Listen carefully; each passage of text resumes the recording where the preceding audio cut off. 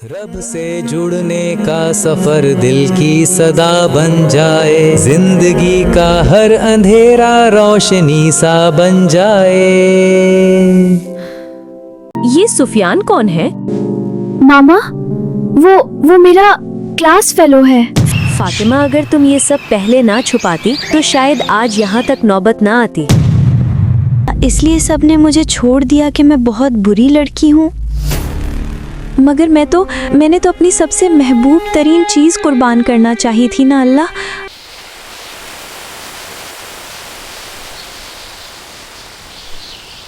वो 2 दिन से शदीद बुखार में मुब्तला थी।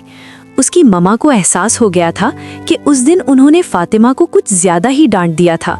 हालांकि वो इस सब झंझट से निकलना चाहती थी। वो बहुत कमजोर हो रही थी, उसकी आंखें भी सूजी हुई थीं।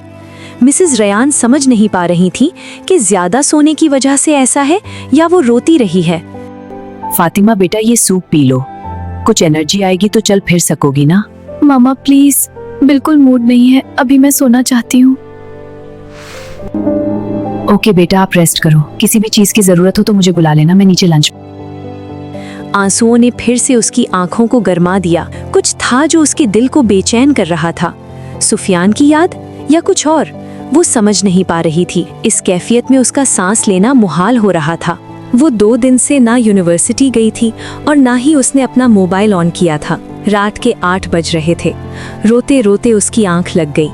आसमान से लटकती वो मजबूत रस्सी नीचे फिजा में मुअल्लक थी। वो खुद एक गहरी खाई में खड़ी थी जिसके किनारे बहुत बुलंद थे। वो घुप अंधेरे में सिर्फ किनारे ही देख पा रही थी। वो बार बार उछलकर उसे पकड़ने की कोशिश कर रही थी। उसे इस वहशत भरे माहौल से निकलना था। आसपास से डरावनी आवाजें और चमगादड़ें थीं। उसे जल्द अज जल्द खुद को बचाना था। अचानक उसकी नजर पास पड़े एक चमकते हुए पत्थर पर पड़ी। वो फौरन उस भारी पत्थर को मुशक्कत से उठाकर लाई और उस पर चढ़कर उछलकर रस्सी थाम ली। वो रस्सी के जरिए ऊपर जाने लगी। उसने नीचे देखा, मगर नीचे सिर्फ घुप अंधेरा था। एकदम से उसका दिल डूबा कि अगर रस्सी हाथ से छूट गई तो वो नहीं बचेगी। जैसे जैसे वो जोर लगाकर ऊपर की तरफ खिसक रही थी, वैसे वैसे आसमान पर 2 चमकदार अल्फाज नुमाया होते जा रहे थे। ये शायद अरबी के अल्फाज थे या शायद कुरान। क्या लिखा होगा? अभी वो ये सोच ही रही थी कि एक चमगादड़ उससे आकर जोर से टकराई और उसकी चीख निकल गई और साथ ही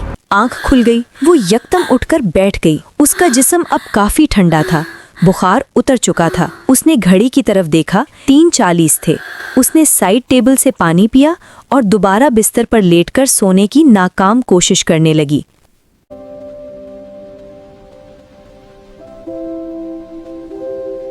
सुबह के 11:30 बजे मिसेस रयान ने फातिमा को आकर उठाया। फातिमा उठो बेटा, तुम्हारी कोई फ्रेंड आई यूनिवर्सिटी से। मुझसे मिलने? शुक्र है अब काफी कम हो गया है बुखार। हाँ, तुमसे मिलने आई है। शायद तुम्हारा मोबाइल ऑफ है, कांटेक्ट ना होने की वजह से परेशान होकर आ गई। जी मामा, आप उसे यहाँ ले आए, मैं फ्रेश हो जाऊँ। ये कहते ही फातिमा वॉशरूम में चले गई। फ्रेश होने के बाद जब वो रूम में आई तो सियाह अबाया और स्कार्फ में वो पीठ फेरे बैठी कुछ पढ़ने में मसरूफ थीं। कुर्रत, तुम? अस्सलाम वालेकुम व रहमतुल्लाह। कितनी कमजोर हो गई हो 2 दिनों में। मैं इतनी परेशान हो गई थी, तुमने नंबर भी ऑफ कर रखा था। सब खैरियत है फातिमा? माँ? हाँ, बस तबीयत कुछ ठीक नहीं थी। इधर बैठो, मुझे बताओ क्या मसला है। ओ फातिमा, प्लीज कुछ तो बताओ।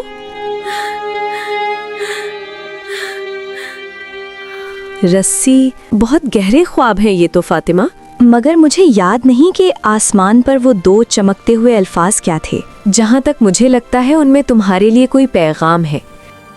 यानी पहले ख्वाब में तुम अंधेरे में गिरती जा रही थी। वो अंधेरा गुनाहों और जहालत का है। और जहाँ तक मुझे याद है ये वो वक्त था जब तुम सुफियान के साथ इन्वॉल्व थी। मगर यकदम तुम्हें महसूस हुआ कि तुम एक पुरनूर सी जमीन पर गिरी हो। ये एक इशारा था कि तुम्हारी इस गुनाह से जान छूट जाएगी, तुम्हारे दिल का नूर बहाल होगा। और अल्हम्दुलिल्लाह तुमने सुफियान को छोड़ दिया। तुम्हें इस गुनाह का एहसास भी हुआ और तुम अल्लाह के भी करीब हुई। ऐसा ही है ना? बिल्कुल ऐसा ही है। मगर अब जो रात तुमने ख्वाब देखा है, तुमने खुद को एक स्याह अंधेरी खाई में पाया है, यानी तुम अभी मुकम्मल तौर पर आज़ाद नहीं हुई। कुर्रत, तुम्हारे कहने पर मैंने उस दिन उसके सारे आसार खत्म तो कर दिए, अपने मोबाइल को भी बंद रखा कि शायद मेरे दिल को करार आ जाए। मगर देखो मेरी क्या हालत हो गई, मेरी नमाजें भी छूट गईं, मेरा दिल बार बार उसकी तरफ माइल होता है। चंदा, इसीलिए तो अल्लाह ने तुम्हें इस ख्वाब में इस सब से निजात का रास्ता बताया है। कौन सा निजात का रास्ता बताया अल्लाह ने? तुम जानती हो, अल्लाह ने इस किताब कुरान को रस्सी कहा है। यही है तुम्हारी रस्सी जो तुम्हें ज़मीन की वहशतों से बचाकर आसमान वाले से जोड़ेगी, कि सब मिलकर अल्लाह की रस्सी को मजबूती से थाम लो और तफर्रुक में ना पड़ो। कुरान को अल्लाह ने रस्सी क्यों कहा है? अल्लाह ने सिर्फ रस्सी नहीं बल्कि अपनी रस्सी कहा है। तुम इसे इंसानों की बनाई हुई कच्ची रस्सियों की तरह ना समझना। इसके बारे में हदीस में बताया गया है कि बेशक ये कुरान एक रस्सी है, इसका एक किनारा अल्लाह के हाथ में है और दूसरा किनारा तुम्हारे हाथ में है। इसको मजबूती से पकड़े रखो, क्योंकि इसके बाद तुम हरगिज गुमराह और हलाक नहीं हो सकते। फातिमा अब काफ़ी हद तक संभल चुकी थी। बीमार होने की वजह से उसे 1 हफ्ता मजीद यूनिवर्सिटी से ऑफ लेना पड़ा, मगर अब वो जिस भी हाल में होती नमाज नहीं छोड़ती थी। कुरान का भी 1 रुकू रोज़ाना तर्जुमा के साथ पढ़ना शुरू कर दिया था, मगर अभी तक उसे समझ नहीं आ रहा था कि इससे हिदायत कैसे लेनी है। उसे लगता था कि वो तर्जुमा महज रीड कर रही है, इसलिए एक खलिश थी जो रह जाती थी। जिंदगी का हर अंधेरा रोशनी सा बन जाए।